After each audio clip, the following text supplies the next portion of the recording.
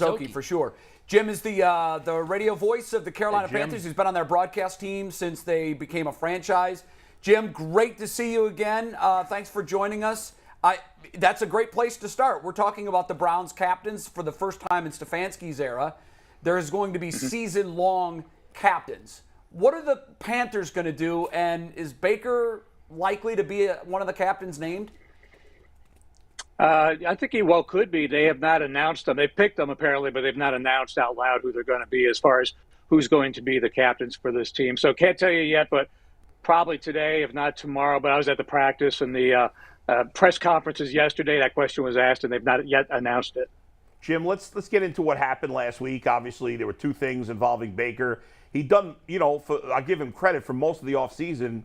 He has not really talked much. He has not said anything that really has embarrassed himself or the team, which he's done in the past. But then last week you had the incident where, Cynthia Freeland said he said this. He denied it. I mean, I think he probably said it because there's no reason she would make that up. But he denied it for whatever reason. And then the next day, after saying, well, the media wants me to say these things, he endorses a T-shirt about getting off the leash and stuff. What did you think about that? What did the team think about what happened last week, or do they not care? I think, first of all, I think the whole thing with the reporter was overblown. It sounded like something she said, and he just kind of agreed with it. I don't think he came out the next day and said, I never said that. So those words were not his words. It sounded more like something she said. They do know each other from past years of reporting and so forth. So I don't think it was a big deal, I thought, in that case. And the T-shirts, again, is something he said. He was asked about that yesterday at the press conferences. He said, obviously, it's something that he's got a team that works on that. And he liked the T-shirts, but he said, I don't write them. I don't create them. He's got a team that does that for him. And, of course, with his approval. But I think, it's just Baker's. We're starting to see now, the first time in Charlotte, a little Baker personality, because you said it before. He's been very close to the vest with every comment, very businesslike. But I think we're starting to get little glimpses of a little bit of Baker personality finally. Do the Panthers have any problem with that at all? Because, the top quarterbacks are not putting out T-shirts like that. I know he said he didn't write it, but he could have stopped it if he wanted to.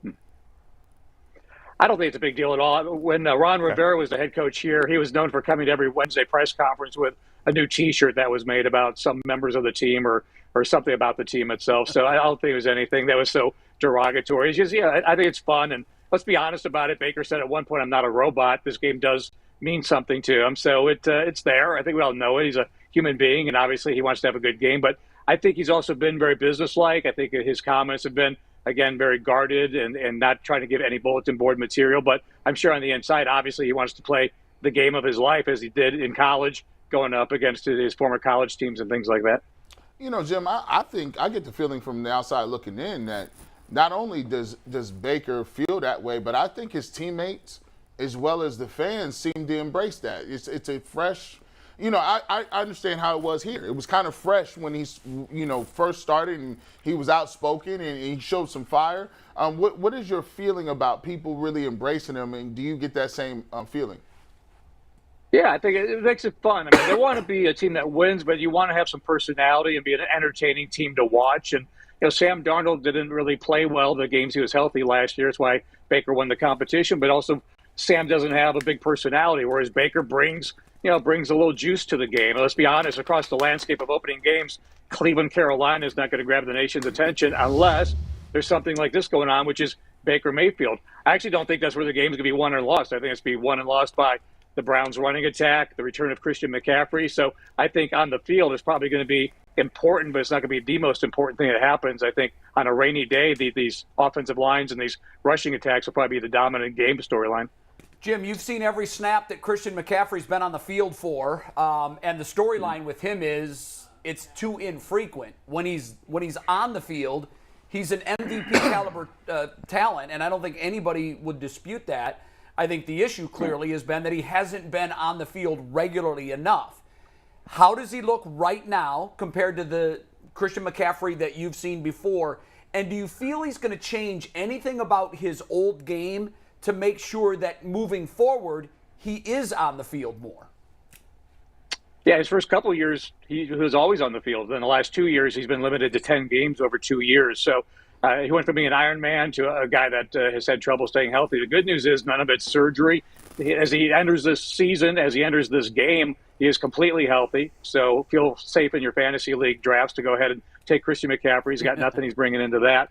But he really has tried to take care of himself. He's a workout warrior, but he did things like spending time talking a lot with Marshall Faulk, who was a running back that played a long time in this league and played really well at a late age, about how to take care of his body and so forth. So I think it's things like being in the training room all the time, not waiting for an injury to happen. Be in there ahead of time, getting stretched out, getting treatment all the time, and not just being that young gun that's not going to say anything until you're injured. So I think he has that, veteran experience now of how to take care of himself. And he's not on a pitch count, I'll say that. I mean, if they're going to win games, he is by far, if you line up the 53 players, the most important player to this team's success. So Christian McCaffrey is not going to just carry 10 times and catch 5 passes.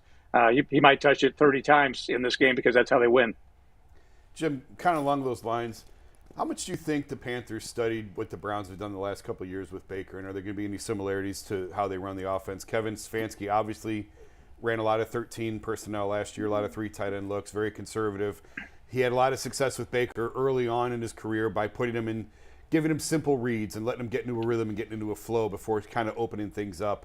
And then last year, teams really sort of took away the edges from him, took the play actions away and the boots away. Has Carolina spent a lot of time trying to reincorporate that into Baker's game, and just how similar do you think the offense could look? I think for them, this is a new offensive coordinator with Ben McAdoo, head coach in this league, so it's going to be Baker's offense, and it's a complicated scheme. I'll say this. And this is the most complicated offense he's had to learn. And he's only had like 6 weeks to learn it, so it probably hasn't fully evolved. Obviously, you can't possibly do that in this short amount of time. But a couple of things about Ben McAdoo is very heavy into the run game, so McCaffrey will be a part of that. You got Deontay Foreman, who backed up Derrick Henry and filled in last year as a bigger back. Chuba Hubbard, who's a fast guy, so they'll run the ball. And I think they want to take their shots down the field. Robbie Anderson has the speed to take the top off of a defense. And then they've got DJ Moore, who's one of the great catch and run guys in this league as far as the yak yards after the catch, as a big physical wide receiver target. So I don't think it's going to be a dink and dunk. But when you got McCaffrey out there, he's a great outlet at any time to take a small play and make it a big play. But I think they're going to want to run the ball, and I think they're going to try to sucker you in and take some deep shots as the season wears on, especially with Baker's arm strength. Because say what you will, Baker isn't always the most accurate guy, but he does have, I think, kind of a stronger arm than people give him credit for. I think they look at his stature and not realize you guys see him play, but he still has that arm strength when he's healthy to throw some good shots down the field. He's got great arm. His arm strength is fine. I agree with that. Jim, obviously it's great matchups. You mentioned the wide receivers against the Browns starting corners who were excellent, but I want to talk about an important matchup if the Panthers do try to go downfield, and that's your rookie left tackle going up against Myles Garrett. I don't care if this kid's going to be the next great tackle. It's his first game. There's going to be moments where he gets, and you're playing against, one of, if not the best pass rusher in the league. How concerned are the Panthers, and how much help do you expect them to give to the rookie against Myles Garrett? Yeah, I think Coach Matt Rule's been asked about that every day, and the answer is they'll help him some, but they can't help him all day long. So he's going to have to win, 75 snaps. He's going to have to win a lot of those one-on-one matchups. And Jordan Gross played here for a long time. He's probably the best. He is the best left tackle in Panthers history. He has this phrase, and he's one of our broadcast partners. It's called lose slowly. So it's not necessarily he has to win the matchup, but lose slowly. Delay Myles Garrett. Can you at least get a quarterback hit, not a quarterback sack and a forced fumble? So it's going to be some times where you got to help him out. And again, you can scheme and game plan. You can roll the pocket to the other side. Of course, Jadeveon Clowney's waiting over there, but Baker is really good, as you guys know about. When you roll him out of the pocket, a lot of times that's where he has his most success. And helps him not have balls batted in the pocket and things like that. So, again, the run game will help that out, some play action. There's screen passes. There are things you can do, quick slants. Ball's got to come out quick. And that's the best way to beat a pass rush. If you got a ferocious pass rush, get the ball out quickly on some of those pass patterns that are quicker developing, quick hitters. Jim, because you've been there every year, you're the perfect person to ask this question to. How is the fan base on their excitement meter compared to past years for Panthers football?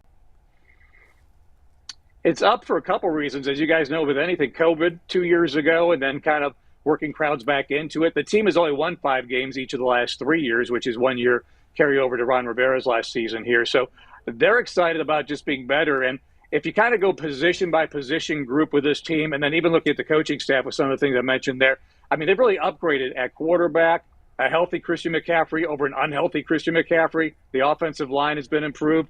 Secondary, I think you'll see, is one of the better personnel secondaries in the league with the addition of Xavier Woods at safety from Minnesota coming in.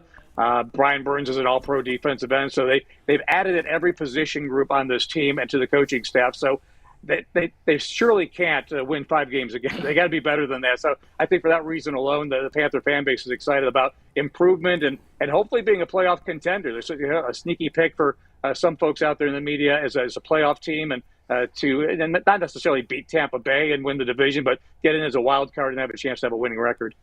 Do you think we'll see or I'm guessing we'll see quite a bit of 8 men in the box with the Panthers trying to force Jacoby Brissett to beat them? I would assume that's the game plan. What do you think?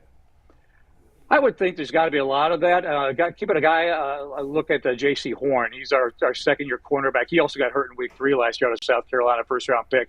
He's a big press corner that can play in the box. He can play as a slot corner there, but that helps them in that game that they don't have to go linebackers. They can go 2 linebackers and bring in safety Jeremy Chin, who's a big tackler in the box. So we got Jeremy Chin's a 100-tackle guy last year. Xavier Woods for the Vikings was a 100-tackle guy last year. So they've got secondary guys that can play up in that box and play in the run defense side of that. So I would say, yeah, try to take away the run game as best you can. If you're going to pick your poison, have Jacoby Brissett try to throw over you. Play-by-play man for the Carolina Panthers, Jim Szoke. Jim, have a great call on Sunday. Jim. Enjoy the game. Thanks. I think it's going to be very entertaining. Thanks again for joining us, and we'll talk to you down the road. And there you go. Jim Fro.